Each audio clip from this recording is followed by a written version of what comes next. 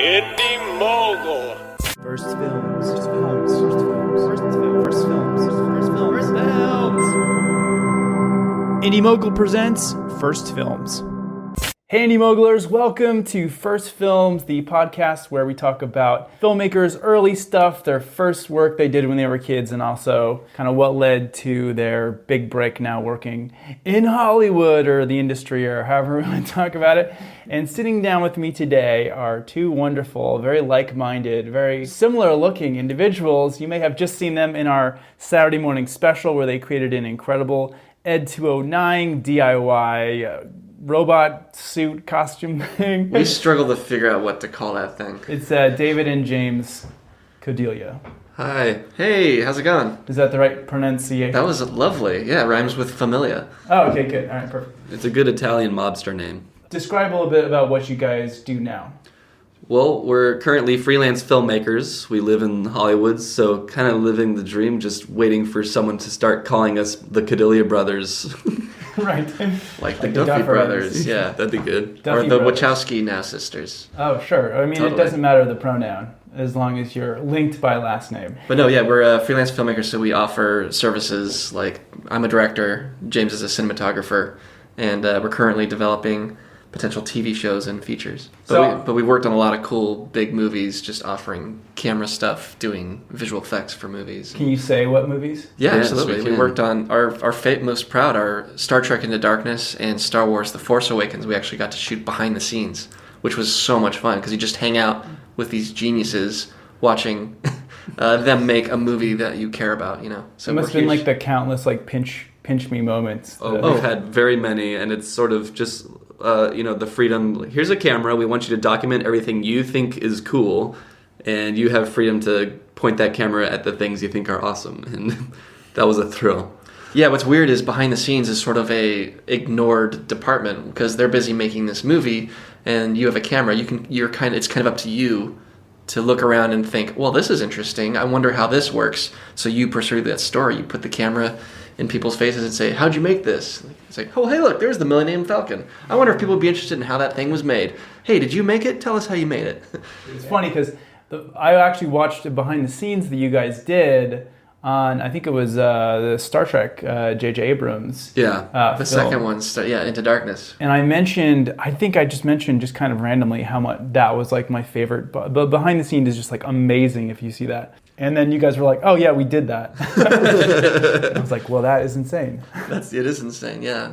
And so what I think is so interesting about you guys is that for Eric and I, when we did our pilot podcast, we come from collaborating. Our collaboration goes back 10 years, 10, 11 years. Right. But for you guys as brothers and not just like older brother, younger brother, I guess technically someone's older and someone's younger. Yeah. But you guys have been, I'm really fascinated in how you guys have been collaborating, not just as video makers, of course, we'll talk about your first films, but just as, like we saw in the Saturday morning special with Ed 209, was you guys just as fabricators and creators of whatever kind of crazy dream you have. So going back to those original days, do you guys remember the first kind of thing you made together as brothers? It was probably something with Legos. I mean, if you go way, way back, I'm sure we were collaborating in the playpen or in the shared bedroom where we had our play space, something like that. But yeah, Micro Machines. first thing you could call a film was it was a history project, and we had the option of, in the 5th grade, doing a final report on slavery. And it could be a report, it could be an essay, or we could give a speech in front of the class. We had this huge list of things it could come in the form of. And one of the items was a video. And we said, hey, our dad works at Hewlett-Packard. I'll bet we could get our hands on some cameras and he'll teach us how to put it together or whatever. And essentially, that sounded like the most fun thing to do. And we had spent some time playing in the studios there, dimming lights and playing cameraman.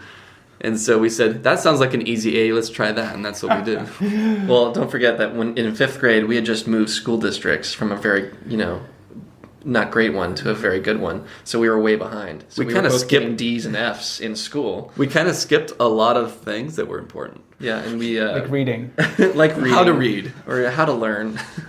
We were still crawling in 5th grade.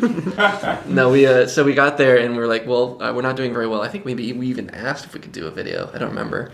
But we did this video where we went into the studio because back then Hewlett-Packard, before the internet, they would do these closed circuit television training videos and announcements from the presidents, but as a way to communicate within the company. It was live TV broadcasts. So it was a TV studio where our dad let us come in and we played with the cameras. He showed us how to use those joystick handles on the TV cameras, and we'd zoom into pictures and history books, and then we recorded voiceover, and he helped us. So he basically did it all, editing it all together. Over our shoulder. So you cheated. We cheated, yeah. No, Daddy helped. But that's a big thing, is our dad back in the early days, he had access to this equipment, and he would give us cameras that Hewlett-Packard was going to throw away. Oh my gosh. And we got an editing system that they were going to throw away. It was this VHS to VHS linear editing system where you had the knobs and the buttons. Yeah. And you had a noisy tape machine on your left, a noisy tape machine on your right, and a preview and record monitor. And that's how we edited a lot of our first videos. That's incredible. How big was... I imagine this is like the size of half a room. It's a 90-degree desk. Each VCR, so you have these 2 VCRs, and they both look like 2 VCRs taped together. They're just much bigger VCRs. And then you have sort of a control surface with 2 knobs and a bunch of buttons.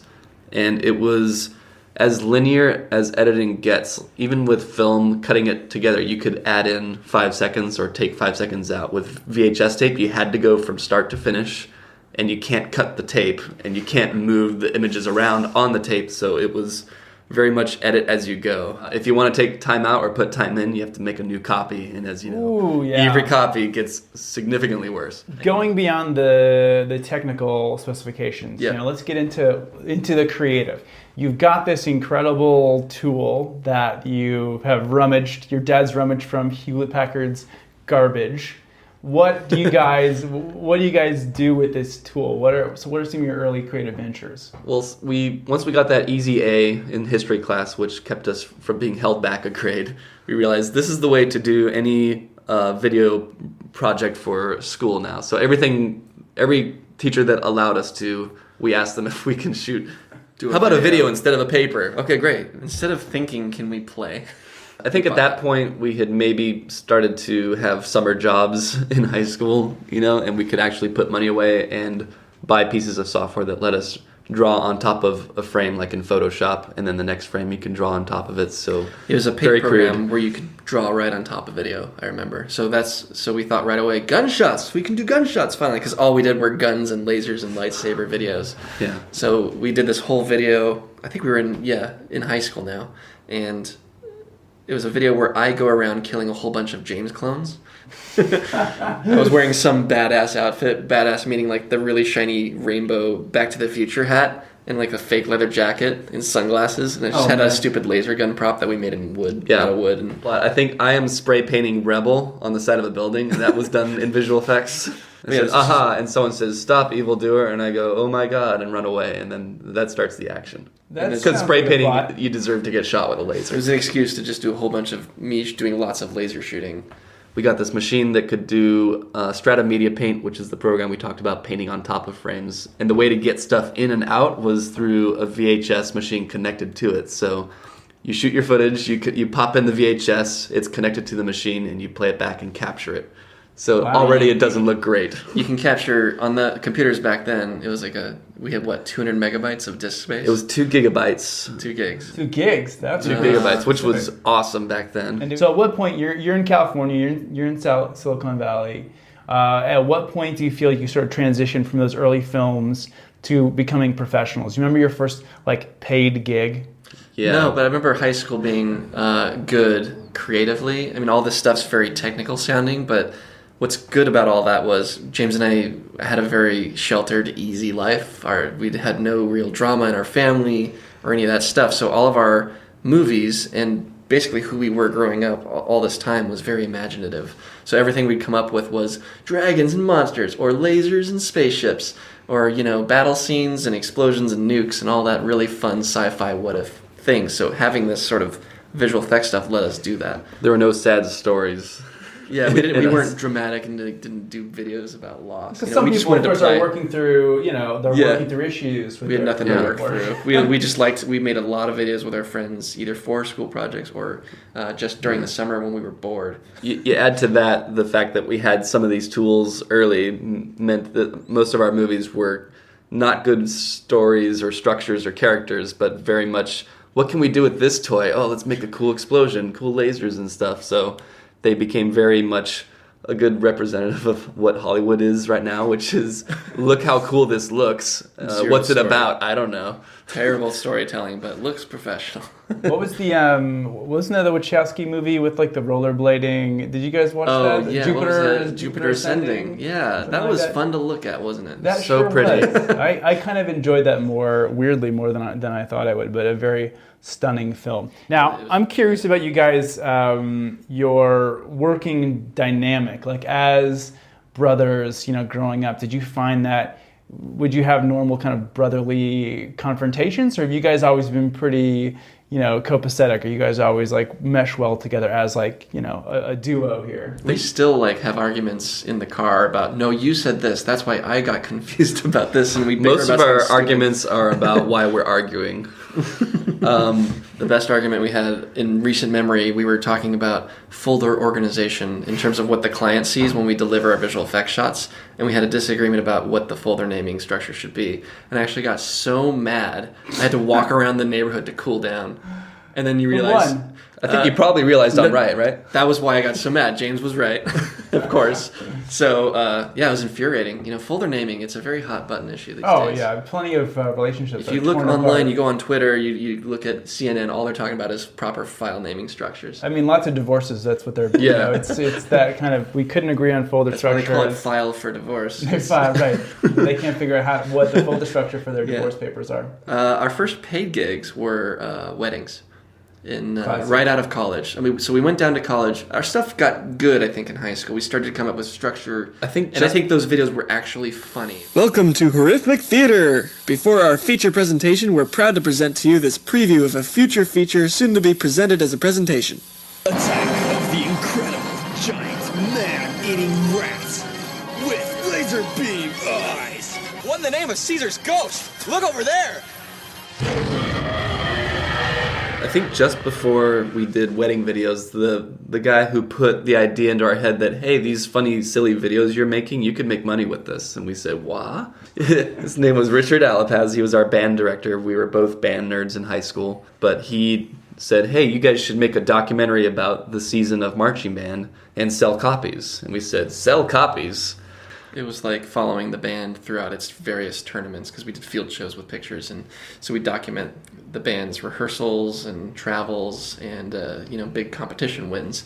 And then we added these little mini movies beforehand, because most of our shows, Richard Alapaz loved using themes and music from movies. So our first one when we were freshmen in high school was Stargate, which has an incredible score. I love that. And all these cool ideas for props and movement. So 1995. Stargate, the film? Movie? Okay, the film. Stargate 1995, that's the movie. Right, yeah. And the next year was Independence Day, and so we made a short film in the beginning where, aliens attacked the school, and we had some basic 3D spaceships. We drew some our hand-drawn shadows creeping over the buildings and laser blasts and... So you're doing a documentary, but you're also doing short films. Yeah, and we used music from our field show, which was the band playing the music. So that was your first commercial enterprise, was selling these $10 or $15 DVDs to your fellow band. Oh, they were VHSs. VHSs, okay. I think DVD we didn't get to until college, maybe.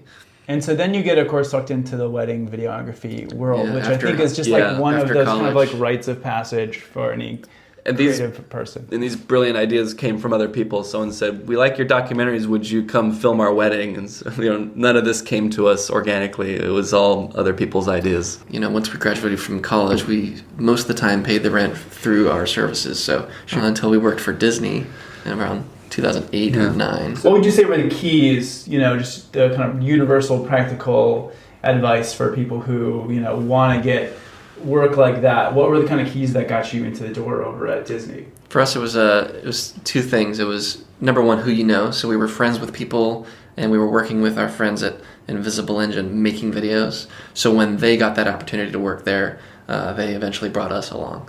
So it's people who you know, but it's also your marketing tools. So if you have a website with links to your work, then random people can find you. Also, if good and bad. Yeah, or if you meet somebody fresh and it's a party atmosphere or whatever, and you don't have time to show them something, or all you have is a card, it's the best thing in the world to just say, go to this website. So go to ghostlight.com. I can say that, and I know that it's up to date, and you can see our stuff. And that's actually how Bad Robot found us. Oh, wow. And so that of course, Disney, Bad Robot. Yeah, that's a huge one. So what was your kind of response when you first heard, did JJ knock on your door or what? Well, we received good advice when I was in film school, and the advice was you're going to be tempted to reach out to the people who are successful now and try to get in with them, but the actual answer is to get in with people who are at your level now and will eventually become the greats of tomorrow. And so what Dave said is exactly what we did. We were making videos with friends our own age and making fun, silly stuff and professional stuff with them. And some of them are making their own TV shows now. And so while we're doing all this fun stuff, it's making our reel better. Our website has stuff we can show. There's serious stuff and fun stuff. And where am I going with that? Yeah, well, I think that's what's so cool to see is that I think that you have this kind of like creative, like a stratus, you look at like the Grand Canyon or whatever. There's all these different layers upon layers, and you can look throughout history for entertainment people, and you say, oh, this is like, for example, the people from UCB. Like Amy Poehler and the other two guys.